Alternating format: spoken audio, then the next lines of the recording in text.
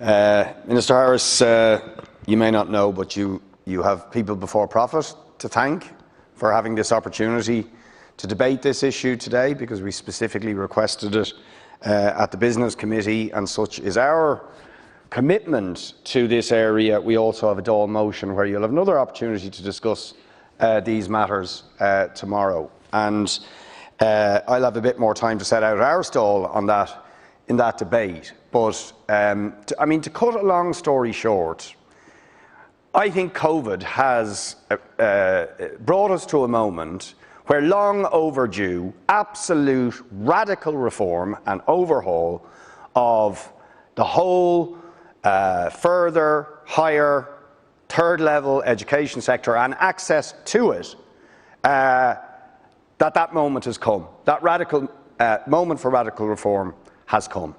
And I just want to, there's so many different aspects of this, and by the way, I absolutely agree with the point about further and higher. There's an implicit class distinction in there, and we need to eliminate that. And that is part of the problem, which starts actually with the Leaving Cert itself, because it is creating an obstacle, deep stress, mental health pressures, a hurdle at a young age over which you have to jump to higher education, right? So it is fundamentally perpetuating an inequality and in a hierarchy and limiting access to education in a way that it shouldn't. So I believe that if we are serious about an overhaul, we have to get rid of all of the barriers, remove all of the barriers. In the same way, we would think it unthinkable now that you would ration access to primary or secondary. Why on earth would you ration, through Leaving Cert exams, through fees, through other barriers, access to further and higher education, to apprenticeships or whatever? Why would you do it? It makes no sense. It creates competition, pressure, hierarchy, it leads to dropouts, and it's bad for our society at every level. So I want to put it to you that those barriers should be removed. And that starts with the Leaving Cert. It simply has no place anymore as a gateway, as blocking entrance essentially for some to further and higher education, and fees, which are now in this country the highest anywhere in the European Union.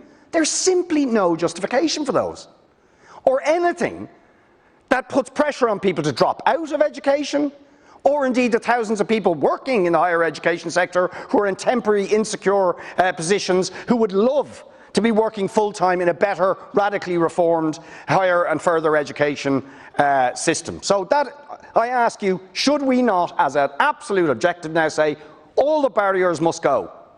Education to the highest level is a right for everybody, and those barriers, whether they're exams or financial barriers or others, must be removed. Minister.